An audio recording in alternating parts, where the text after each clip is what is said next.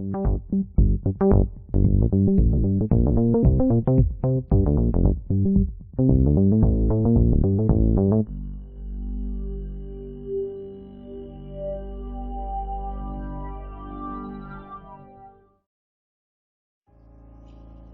title of today's short video, "To Benefit from Challenge is the Meaning of Life," is completely applicable to the little adventure I've had today setting up this short video. Every little bug that could creep in, crept in, and I think we're finally capturing video and not an upside down notice of a driver problem. Anyway, my name is Patrick Clark, and I run the blog notesintheleftmargin.com, and this is a companion video to an article I posted on the blog, and it has to do with what I'm seeing very recently from people, young and old. There seems to be a real aversion to difficulty, or challenge if you like. Everyone seems to want things to just come easy, almost automatically. I was on the phone yesterday with someone, and they were installing new internet, and it became obvious that they needed to talk to a technician.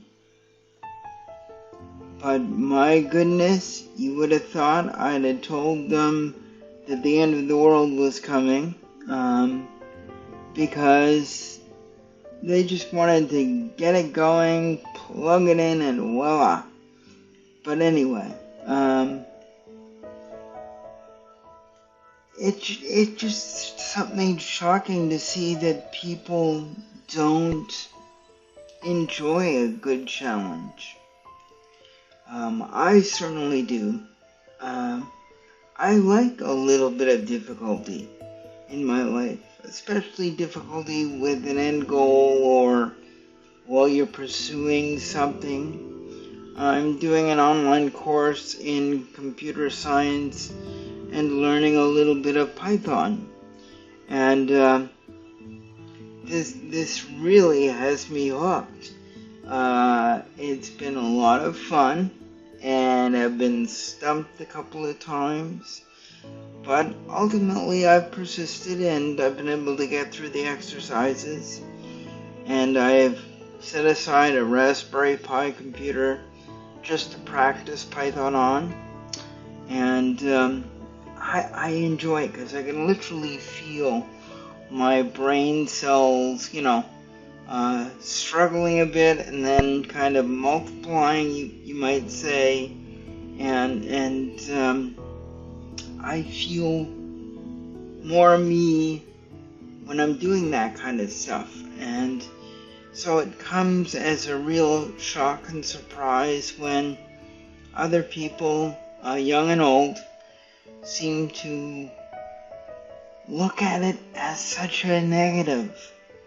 And it's been just one of those, why? Why do you want everything so easy? And I mean, I understand that we all want certain things in life to go efficiently and smoothly, but to be blanket against learning something new or adopting a new method of doing things is kind of scary. And because when you think about it, real learning, whatever it is, takes time. And a lot of the insights you get from that time, you can't get any other way. You can't just read a document, watch a video, and know it.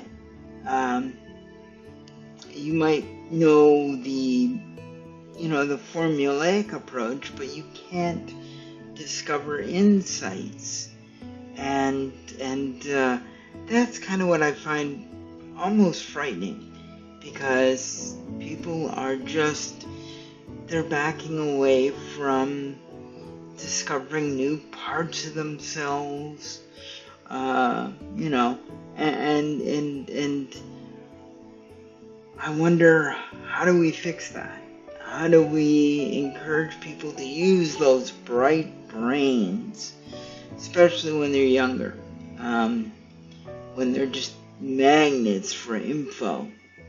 How do we get them back into the loop of, take your time, spend a couple of months, a year, or whatever, undertaking a course or a task or an apprenticeship, because you will learn so much and you will grow as an individual. Because one of the things that everybody seems to be missing now is that through challenge, you discover what you can do, what is still difficult, and you discover a whole bunch of things on the side of that main core goal that that just add to your bag of tools. And it's really worth putting the time in to a project, and it's also really important to take that opportunity and use it to consider yourself. Consider how you relate to the world, what you expect out of your world, and not necessarily ask, is it good or bad, or yes or no, but is it the way you want? If it is, great. If it isn't, what do you have to alter to make it closer to the what you want? And I'll give you a hint: money and affluence and notoriety, they're transitory. They're not it. Especially as you get older, you discover that it's all of the unique things that you went through in your journey that give it the final punch. I mean, I can safely say at 65 years old, I would not change a thing in my life, both the good and the bad, because they resulted in the current version of me. And yeah, I think it's pretty cool. I get to do a lot of things, work on a volunteer job, play with technology, solve problems, and my apartment is stocked full of gizmos and gadgets. And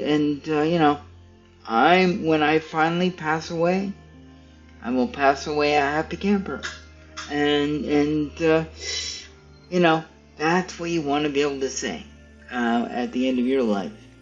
That you did good, that you pulled from life what you wanted, and in doing so, hopefully you gave back so that you leave the world a better place in your perception than it was when you got into it.